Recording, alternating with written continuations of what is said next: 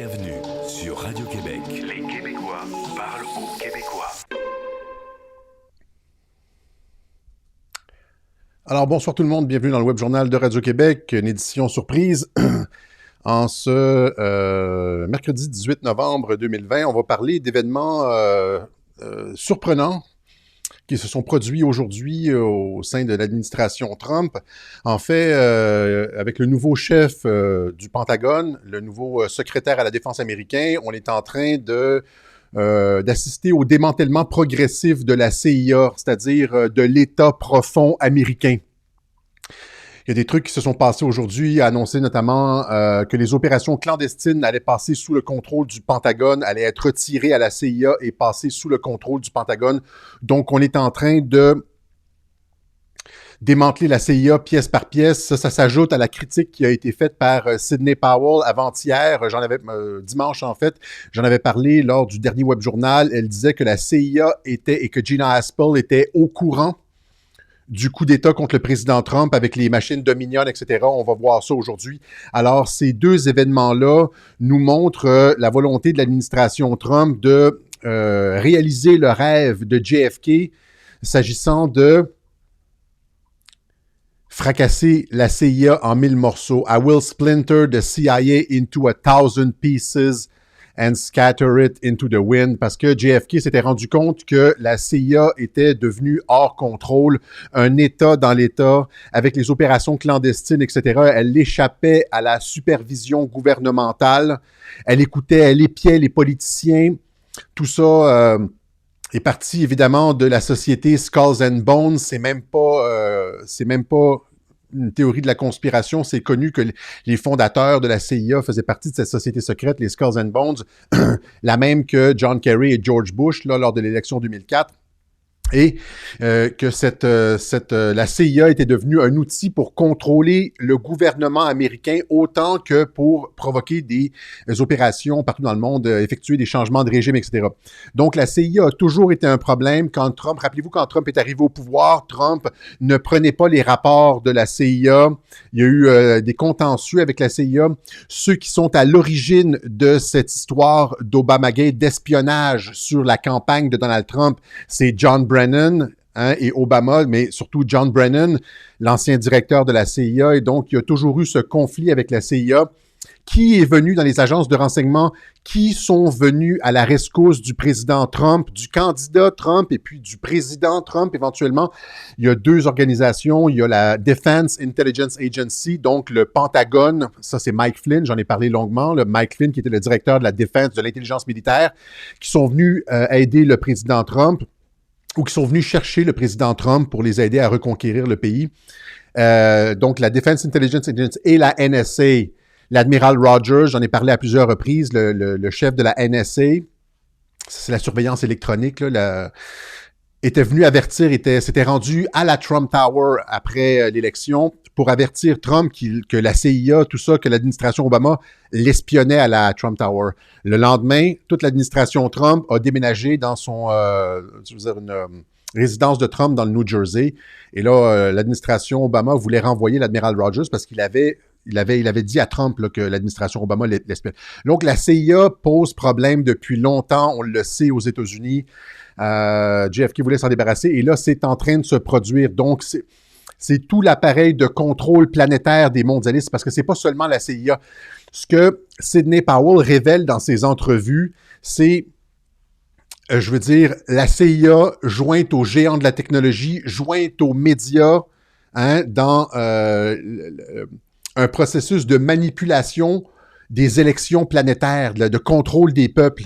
Alors, c'est ça qu'on va voir un peu plus tôt, mais je vais vous montrer en premier le clip de Christopher Miller, qui est le nouveau directeur du Pentagone, le nouveau secrétaire à la défense américain, qui annonce que les opérations spéciales, les opérations clandestines vont être retirées à la CIA et vont être placées sous son commandement direct, le commandement du secrétaire à la défense au Pentagone. I'm here today to announce that I have directed the Special Operations civilian leadership to report directly to me instead of through the current bureaucratic channels.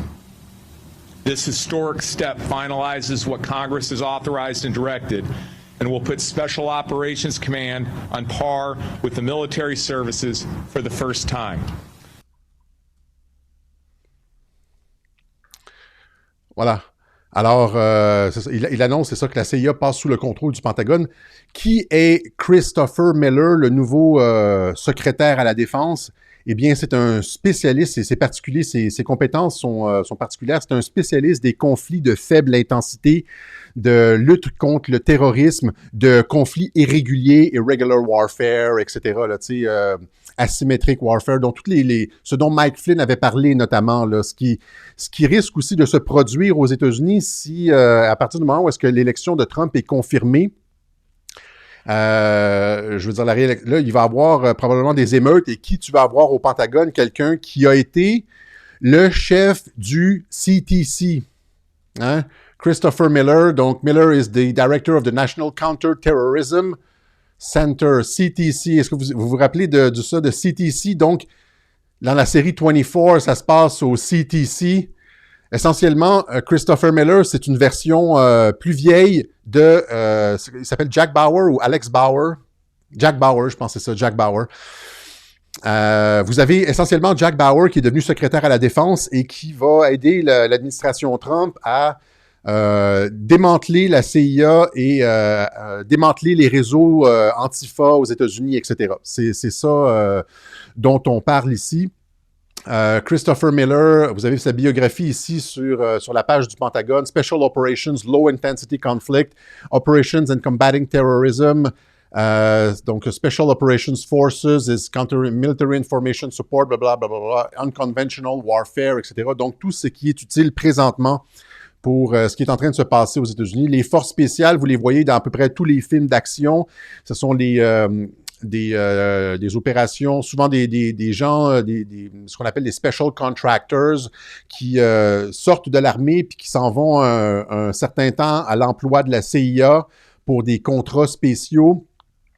Ici, vous avez, tu vois, le Special Activities Center sous le contrôle de la CIA et lorsque ces opérations-là foirent, le gouvernement américain dit qu'il n'avait aucune connaissance de ces activités-là, etc. Donc, avec la possibilité de nier, c'est eux qui sont impliqués partout dans les soulèvements populaires, tu sais, les révolutions colorées, etc. Vous les avez vus aussi bien en action dans le film 13 Hours, un film que je recommande pour comprendre ce qui s'est passé à Benghazi. Essentiellement, ce qui s'est passé à Benghazi en 2012, c'est l'administration Obama, en particulier Hillary Clinton, qui a décidé de se débarrasser, de laisser mourir un ambassadeur américain parce qu'il en savait trop sur les transactions illégales d'Hillary Clinton. Alors, c'est un film important parce que cet événement-là à Benghazi a fait en sorte qu'énormément de patriotes dans les forces armées américaines se sont réveillés parce qu'ils étaient sous attaque pendant 13 heures. Ils ont été sous attaque, l'ambassadeur a été sous attaque, les forces, le centre de la CIA à Benghazi était sous attaque.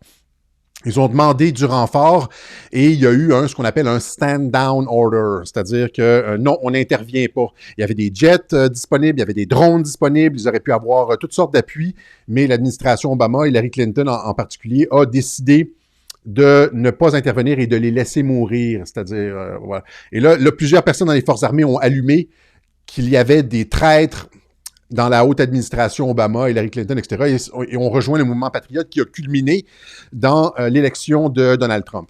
OK? Trump, c'est la partie émergée des patriotes dans les forces armées là, qui reprennent le contrôle de leur pays.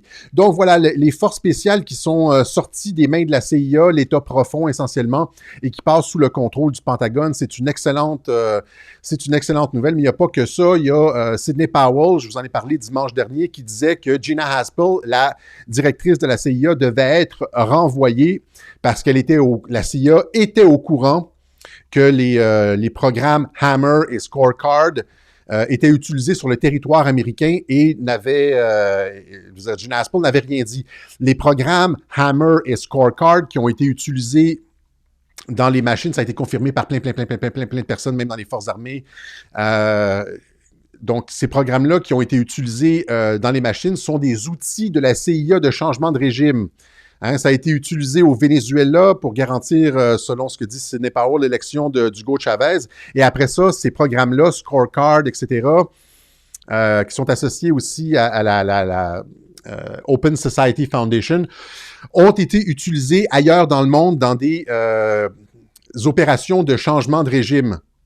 Ah oui, la CIA utilise ces programmes-là pour faire changer les élections, puis, je veux dire, produire des changements de régime ailleurs dans le monde. C'est un outil dont la CIA s'est servi, dont, en tout cas, au moins que la CIA, dont la CIA a la connaissance. Et là, je veux dire, on utilise certaines de ces applications-là. Ces applications-là sont utilisées sur le territoire américain et Gina Haspel n'a rien dit. Donc, c'est pour ça que Sidney Powell dit qu'elle elle demande la démission de Gina Haspel. Je vous fais écouter le clip que je cherchais dimanche dernier et que j'ai finalement retrouvé dans le fouillis sur mon bureau. What is the CIA's role? Why do you think Gina Haspel should be fired immediately? You're saying that the CIA is behind the Dominion or Smartmatic voting software as well? Alors voilà, elle dit, pourquoi vous demandez la démission de Gina Haspel? Vous dites, vous affirmez que la CIA est derrière les machines Dominion et Smartmatic et les applications Smartmatic. C'est pas Scorecard, là, c'est Smartmatics. Elle dit, la CIA était au courant de ça et les a laissés utiliser. La réponse de Sidney Powell.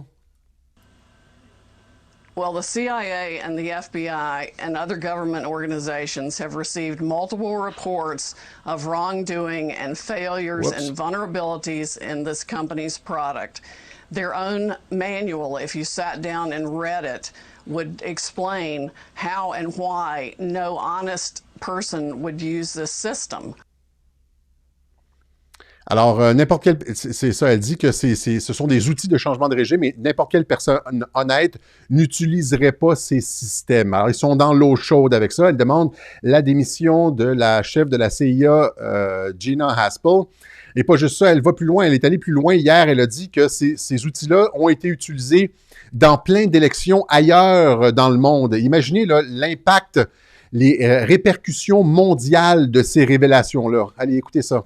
He won every single election, and then they exported it to Argentina and other countries in South America, and then they brought it here.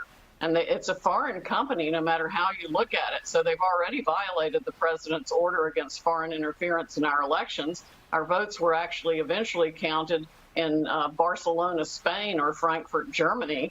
Alors, elle confirme ce qui a été dit au sujet des serveurs en Allemagne et en Espagne des firmes Cytel. Je vous en ai parlé là dimanche dernier rapidement. Je l'en ai beaucoup parlé sur Twitter. Donc, c'est RAID auquel auraient participé des forces américaines, probablement conjointement avec la force du pays, là, pour aller saisir des serveurs. Elle le réplique ici. Donc, finalement, des comptes liés à... des comptes comptés à... Les votes américains étaient comptés à Barcelone en Espagne et à Francfort en Allemagne. Elle reconfirme cette histoire de serveurs qui a été saisi sur des serveurs à l'étranger. Et ça, c'est de l'interférence, c'est de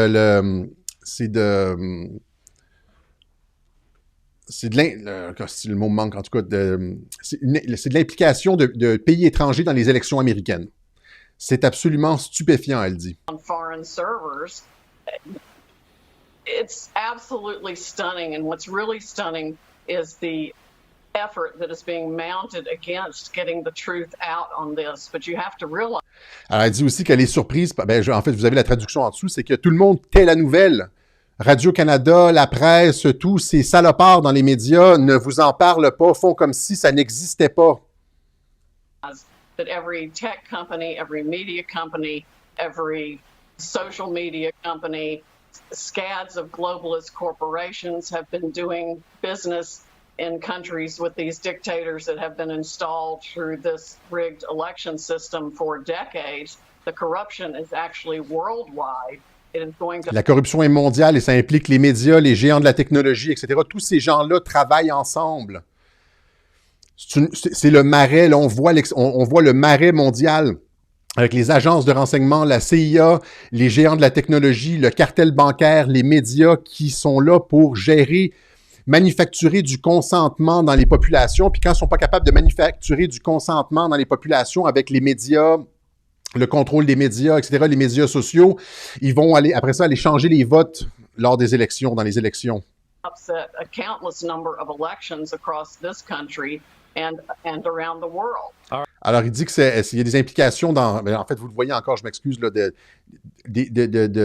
d'innombrables élections aux États-Unis et ailleurs dans le monde.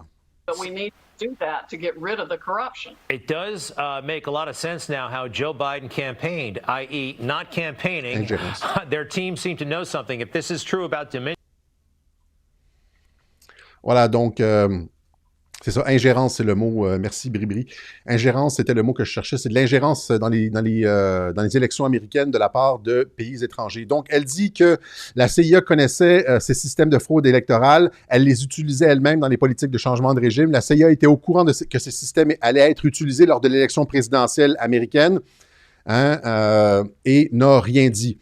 Et encore une fois, pourquoi Gina Haspel n'a rien dit? Évidemment, si tu veux qu'ils commettent le crime, je répète encore une fois, moi j'ai 100% confiance en Gina Haspel, comme j'ai déjà répété que j'avais 100% confiance en Mike Pence. C'était important d'avoir exactement cette femme-là, Gina Haspel, au poste de chef de la CIA au moment des élections. Justement pour ne rien dire. Pour que, ben oui, si Gina Haspel, la mission de Gina Haspel, c'était de commencer le processus de démantèlement de la CIA. Donner les justifications pour le démantèlement de la CIA. S'il y avait eu quelqu'un, si Gina Haspel était allé dire au président Trump, là, était allé se plaindre, ils utilisent les programmes, les machines Dominion et Smartmatic et tout ça, ils vont frauder l'élection. S'il était allé stouler, comme on dit, là, hein, ben, les démocrates ne l'auraient pas fait. Même chose avec, comment il s'appelle encore une fois, là? Krebs. Je me rappelle jamais son prénom, je le vois passer entre les web-journaux, je dis, oui, c'est ça, puis après ça, je l'oublie. S'il y avait eu quelqu'un de très solide, quelqu'un du camp Trump à la tête de la cybersécurité, ben, les démocrates n'auraient pas fraudé. Si Gina Haspel était allé dire au président Trump, ils vont utiliser les machines Dominion, etc., ben, les démocrates n'auraient pas fraudé, puis ils n'auraient pas pu régler la corruption mondiale, ils n'auraient pas pu démanteler la CIA, ils n'auraient pas pu... Il fallait absolument que Gina Haspel, se taise et que les démocrates croient avoir un homme à eux à la tête de l'agence de cybersécurité pour pouvoir frauder. Et comme je vous l'avais dit dimanche dernier, Krebs s'est fait renvoyer. Hein, Trump a mis le projecteur sur lui. Les médias en ont parlé parce qu'il y avait une chicane avec Chad Wolf du Department of Homeland Security. Ils vont seulement en parler s'il y a une chicane. Je vous ai expliqué tout ça. C'était au début du Web Journal dimanche dernier. Là, ils ont mordu à l'hameçon. Hein,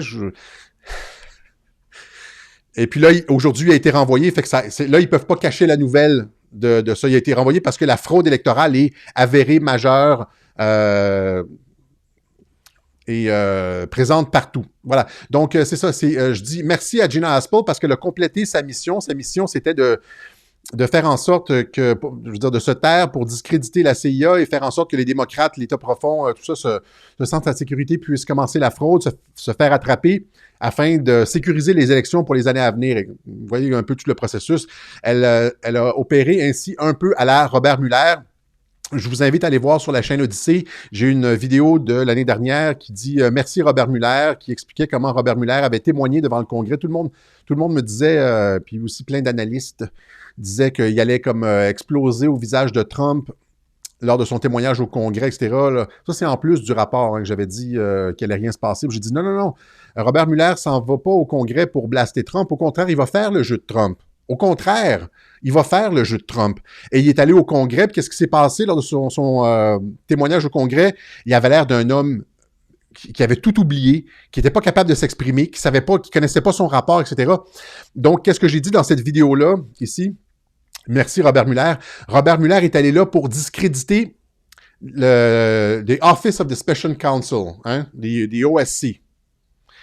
Il est allé là pour discréditer son rapport, finalement, et comme je l'ai dit dans l'émission, ouvrir la porte à Trump pour l'origine de cette enquête de collusion avec la Russie. Okay? C'est ce qu'il a fait le soir même en appelant le président Zelensky en Ukraine pour savoir qu'est-ce qui s'était passé avec les serveurs du Parti démocrate, qui a amené à l'impeachment, dont je vous ai tout expliqué ça. Okay? Ça, c'est l'année dernière. Retournez, vous allez voir, vous allez tout comprendre ça. Donc, merci. J'avais dit merci à Robert Mueller parce qu'il avait fait un cadeau au président. Alors là, c'est merci Gina Haspel. Elle a joué son rôle. Elle a fait son rôle, c'était de mettre un terme, de commencer le processus pour mettre la clé dans la porte de la CIA. La CIA qui est discréditée. Et on lui enlève aujourd'hui Miller, le nouveau chef du Pentagone, qui enlève de la CIA les opérations spéciales. Là, et donc, tous les films américains vont devoir être réécrits. Essentiellement. Voilà. Alors, donc, c'est ça. Il y a ces programmes-là qui sont utilisés pour les changements de régime, mais pas que. C'est un ensemble, hein, c'est le Marais. Il y a un article très, très, très, très intéressant que je vous invite à aller consulter, ceux qui lisent l'anglais. Google's true origin partly lies in CIA and NSA search grants for mass surveillance. Hein.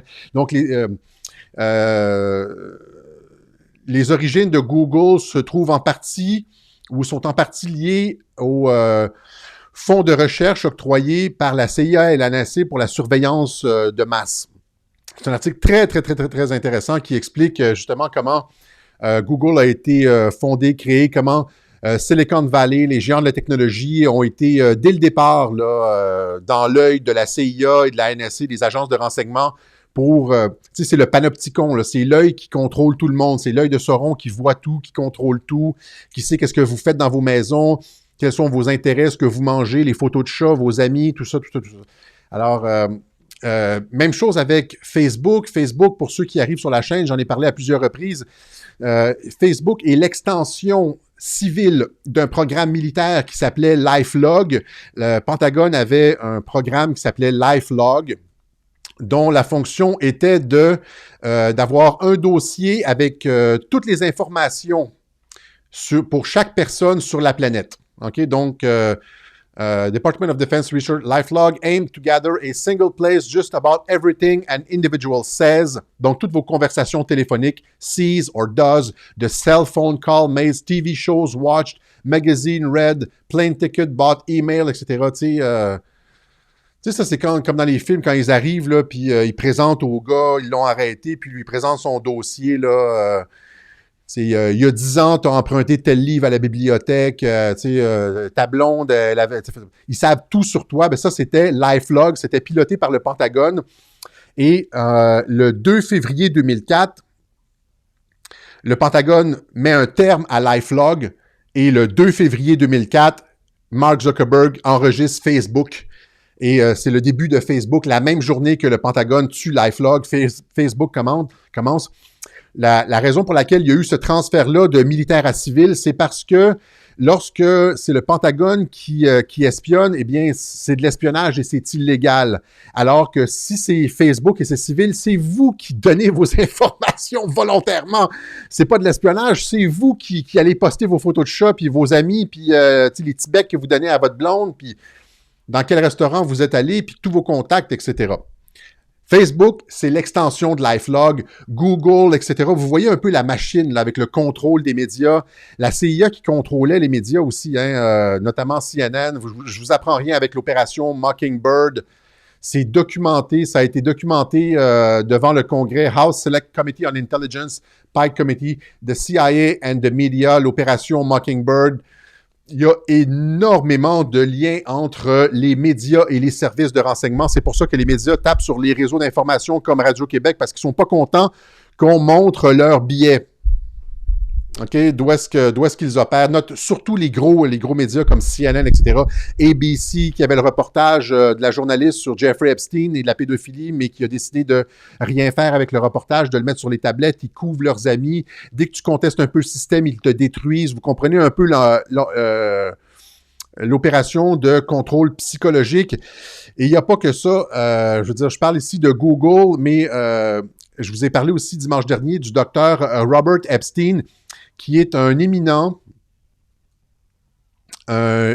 chercheur. Hein, donc, c'est un psychologue américain, un professeur, un auteur et un journaliste qui a un PhD en psychologie de l'université Harvard. Il est l'éditeur en chef de la revue Psychology Today, et etc., etc. Robert Epstein, qui est un démocrate qui a voté Hillary Clinton, a fait une déclaration devant le Congrès américain l'année dernière en disant que, selon ses calculs, Google avait transféré à Hillary Clinton entre 2 et 10 millions de votes. Je vous montre une partie de son reportage. Il l'a dit au Congrès, puis après ça, il l'a redit en entrevue. J'ai retrouvé ce clip d'entrevue-là. Independent, leaning left. And I definitely very, very strong supporter of the Clintons.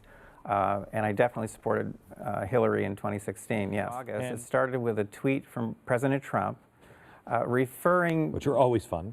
Yeah, so this was fun. Yeah. It was referring to testimony I had given to Congress a few weeks before. And in that testimony, I said that in 2016... Donc, dans ce témoignage devant le Congrès, j'ai dit que en 2016... I measured substantial bias in Google search results that favored Hillary Clinton, and the bias was sufficient to have shifted to her over time somewhere between 2.6 and 10.4 million votes. Donc, il confirme, c'est ça, il dit que selon ses calculs, quand il parle de search result manipulation, là, il dit, tu sais, c'est comme, par exemple, Google vous connaît. Il y a une intelligence artificielle derrière Google, puis elle vous connaît. C'est pour ça qu'ils sont capables de vous présenter des publicités adaptées à vous. Mais ils connaissent aussi vos idées politiques. Et là, ils sont capables, en connaissant vos idées politiques, quand vous tapez quelque chose, vous faites une recherche, là, de vous orienter. Parce qu'ils savent comment vous pensez. Surtout les indépendants. Les personnes qui n'ont pas d'affinité, qui sont hésitants, sont pas ceux qui sont durs à cuire Trump ou durs à cuire Biden, Hillary. Il n'y a pas grand-chose que Google peut faire. Mais les gens qui hésitent, là, ils sont capables de les orienter. Et le docteur Epstein dit que, selon ses calculs, en 2016, c'est entre 2,5 et 10,4 millions de personnes qui ont été orientées politiquement par Google. Il y a aussi, si vous voulez, un rapport écrit ici.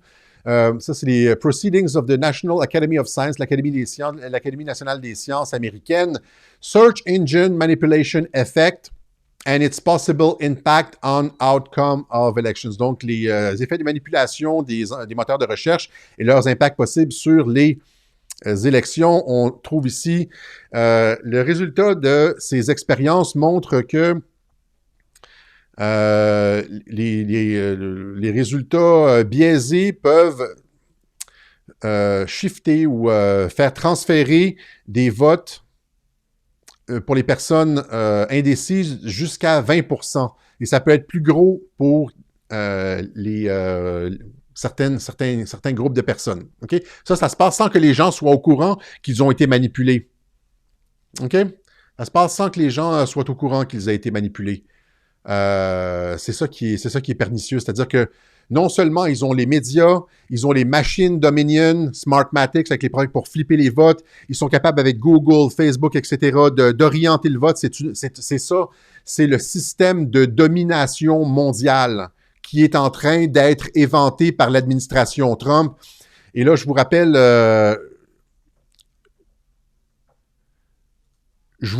la vidéo de l'inauguration de Trump, parce que Trump est tout en train de démanteler ça, là. La vidéo d'inauguration de Trump où est-ce qu'il disait « Nous allons redonner le pouvoir au peuple ». Today's ceremony, however, has very special meaning. Because today, we are not merely transferring power from one administration to another, or from one party to another, but we are transferring power from Washington, D.C., and giving it back to you, the people. Alors, je l'ai montré, c'est pas juste d'un parti à un autre ou d'une administration à une autre. On est en train de redonner le pouvoir au peuple américain parce que avec toutes ces machines, ces flippages de vote, ces manipulations d'algorithmes avec Google, etc., le peuple n'avait plus de pouvoir. Et ce que l'administration Trump est en train de faire, c'est de nettoyer, de désinfecter tout ce marais putride pour les générations futures. Il va y avoir une carte d'électeur et ça va être ceux qui vont se retrouver au pouvoir, que ce soit républicains ou démocrates, seront là parce que le peuple l'a choisi et non pas parce que une poignée de géants de la technologie ou des gens dans la CIA, l'état profond du cartel bancaire, l'aura décidé. OK? Voilà. Alors, donc c'est ça que j'avais pour l'instant. Il y a une autre chose finalement. Hein, vous avez vu cette histoire de reset qui a explosé dans les médias. Ils nous disent que c'est une théorie de la conspiration. Ils sont en mode panique. Là. Oh là là, c'est sorti gros. Lundi, dimanche, lundi, etc. Tout le monde en a parlé. C'est même, j'aurais dû avoir le clip, là, c'est même passé à Fox News, Tucker Carlson, qui dit que c'est totalement antidémocratique. Les élites sont en train de décider, là, utiliser antidémocratiquement toutes les mesures sanitaires, la coercition sanitaire pour nous faire avancer par le nez jusqu'à un grand reset que eux souhaitent. Hein? Qui va avoir... et là, on nous dit, non, c'est aujourd'hui, là. Le grand reset n'est pas un complot pour contrôler le monde. Allez lire cet article-là, c'est complètement farfelu.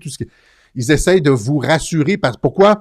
Parce que les masques sont tombés. Puis le crétin à Justin Trudeau l'a admis en public. Il aurait dû se la fermer, mais c'est sorti.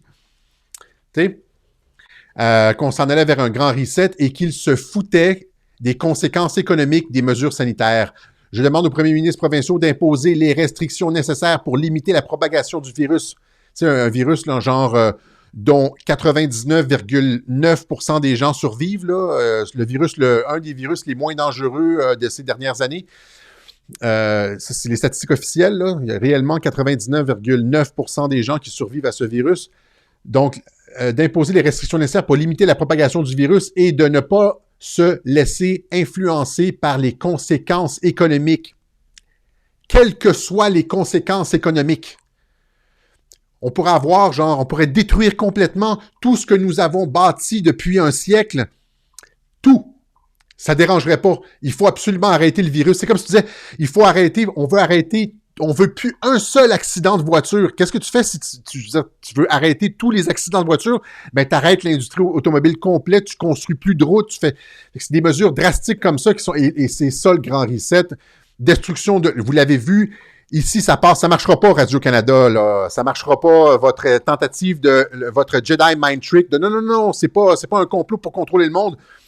On a entendu, on a entendu les propositions du Forum économique mondial visant à abolir la propriété privée, décider qu'est-ce qu'on allait manger. Ça vient avec, plus de viande rouge, et vous allez manger des insectes, vous allez avoir des ressources limitées, donc destruction de l'autonomie financière des gens, population totalement dépendante du gouvernement pour sa subsistance, comme dans le communisme, limitation des ressources, électricité, eau, etc., pas le droit de vivre dans certaines maisons, ça existe déjà en Californie, parce que les maisons ne sont pas éco-énergétiques ou ça prend trop de place ou whatever. Contrôle technocratique du berceau jusqu'au cercueil. Plus jamais, ils nous disent, dans le grand reset, là, un des éléments centraux, c'est il n'y aura plus jamais de retour à la vie d'avant. À tous les crétins qui nous imposent le masque en disant c'est juste 10 minutes, là. Non. Il n'y aura plus jamais de retour à la vie d'avant. Ça, c'était un des postulats centraux du grand reset. C'est 100% antidémocratique, comme le dit ici Spencer Fernando dans un article. Great Reset's incompatible with democracy. Mais pas que. Radio-Canada nous dit le reset n'est pas un complot pour contrôler le monde. Non, c'est encore plus que ça. C'est encore plus que ça. C'est une idéologie totalitaire qui vise à refondre complètement les rapports humains, l'économie, etc. La définition même d'un être humain. Klaus Schwab's Great Reset will lead to a fusion of our physical, digital and biological identity. Ça vient 100% avec l'identité numérique là, qu'on nous vend. Alicem en France, ici, le dossier de l'identité numérique poussé par Éric Kerr, c'est tout lié. Ils essaient de vous dire non, regardez pas, comprenez pas ce qui se passe. C'est ça les médias. Faites pas de lien. Puis ils veulent couper Internet. Là, ils veulent dire... on fait de la désinformation. Je vais faire écouter Karl Schwab lui-même qui explique ce qu'il entend par ça. Ça nous amène au transhumanisme. Il le dit lui-même, comme on dit en anglais, « from the horse's mouth ». It's at the end, what the fourth industrial revolution will lead to is a fusion of our physical, our digital, and our biological identities. When I wrote the book, I started to write it 4 years ago. It was published 3 years ago.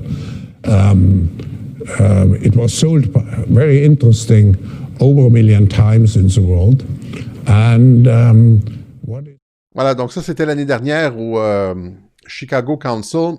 Fusion de nos identités digitales, biologiques, numériques, etc. Ça nous amène vers le transhumanisme, OK? Donc, c'est pas juste une petite affaire de non, on veut améliorer le capitalisme. Ça, c'est l'enrobage chocolaté.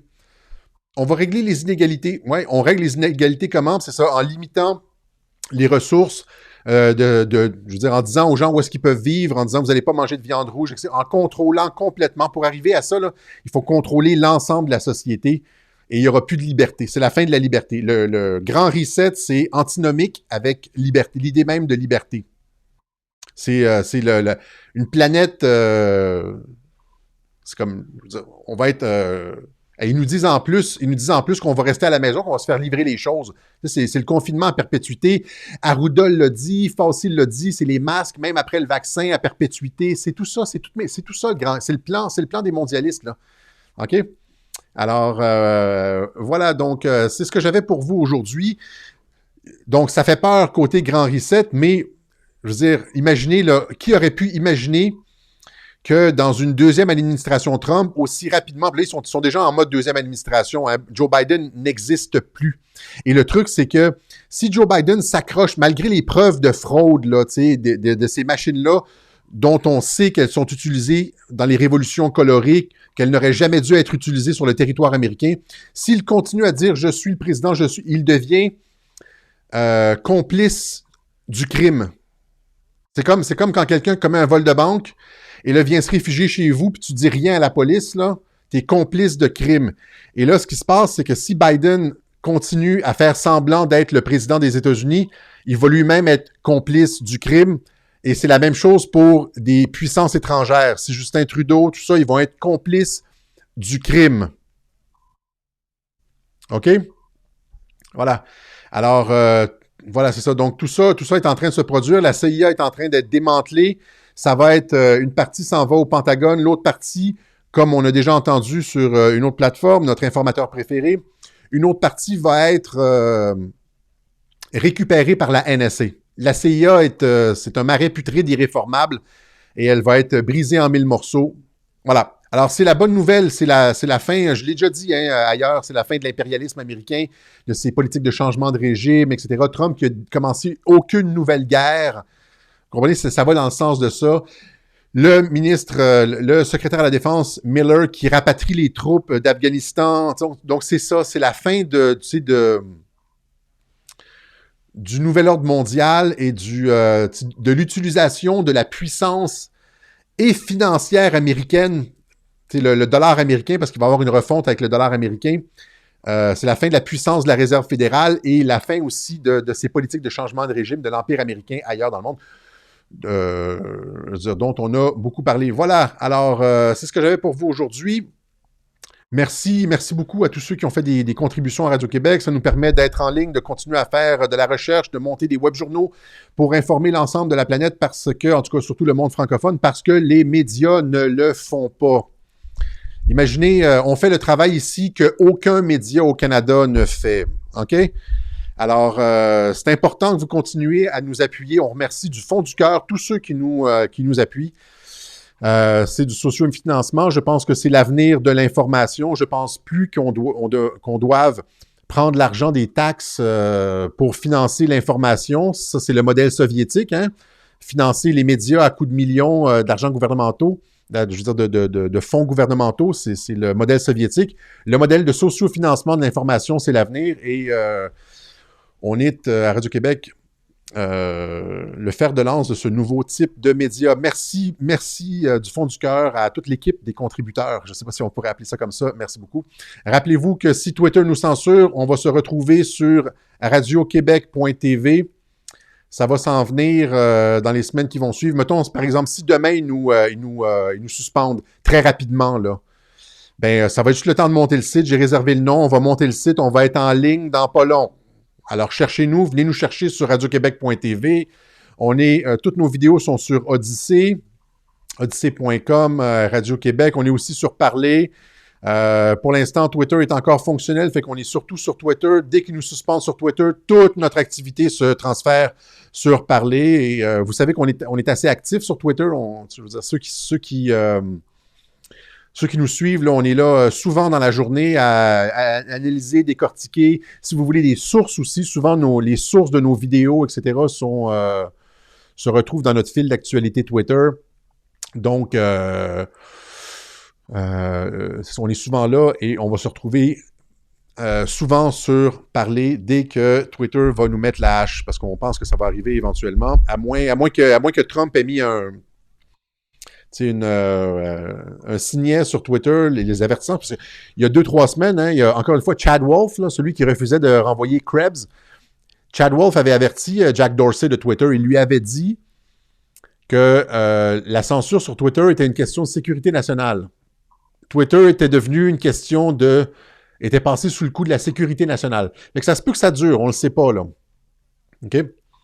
Mais si ça fonctionne pas, Parler, Odyssée et Radio-Québec.tv. On est aussi sur VK. On voit beaucoup de commentaires sur VK. On salue la gang sur VK. On commente pas beaucoup sur VK, mais on est souvent là. Je vais faire un tour des fois, je regarde un peu qu'est-ce qui se passe. Voilà. Question commentaire. Ben oui, il y a de l'espoir. Alexis, tu nous donnes l'espoir. La deuxième administration Trump est déjà en train de tout réformer. Ramener les troupes, démanteler la CIA, démanteler l'État profond. Je n'ai pas parlé d'Edward Snowden qui travaillait pour la CIA. Hein, la job d'Edward Snowden. Snowden est un agent de la CIA qui a infiltré la NSA pour faire perdre de la crédibilité à la NSA. C'est quand ils ont sorti les programmes, puis tout ça. C'est une opération de la CIA pour décrédibiliser la NSA, parce que la NSA, c'était la seule agence qui pouvait surveiller ce que faisait la CIA. La CIA n'était pas contente de se faire surveiller. Elle voulait se débarrasser de la surveillance de la NSA. Et la job de Snowden, c'était de faire perdre la crédibilité à la NSA pour que, lors d'une éventuelle présidence Clinton, Hillary Clinton, elle ferme la NSA. Mais là, c'est pas ça qui s'est passé. C'est pas Clinton qui est élu et la NSA qui est fermée. C'est Trump qui est élu, la CIA qui est fermée, l'État profond. Voilà. Alors, c'est ça. C'est une guerre d'espionnage, une guerre d'agences de renseignement. C'est les patriotes qui ont gagné. L'État profond l'a pris très profond. Voilà. Alors, quoi d'autre? Quelques commentaires peut-être, pas trop longs. En plus de ça, c'est ça, Snowden qui a été encensé par Hollywood. Je pense qu'il va obtenir un pardon de l'administration Trump parce qu'il a collaboré avec les services de renseignement américains sous Trump. Il y a plusieurs indications de ça. Je pense qu'il va avoir un pardon, mais initialement, c'était ça la mission. Autre chose? C'est-tu quelque chose au sujet d'Assange? Ben, Assange est bien au chaud.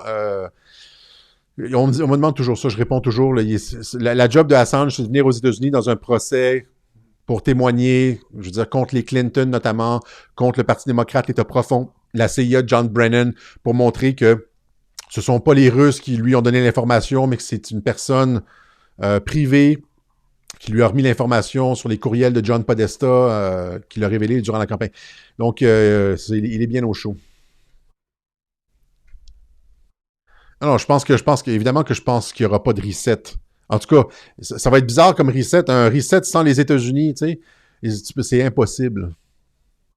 Un reset sans les États-Unis, sans la Chine et la Russie, là. Imaginez ça un peu, là. Ça va être un reset de 5-6 pays. Voilà. Autre chose?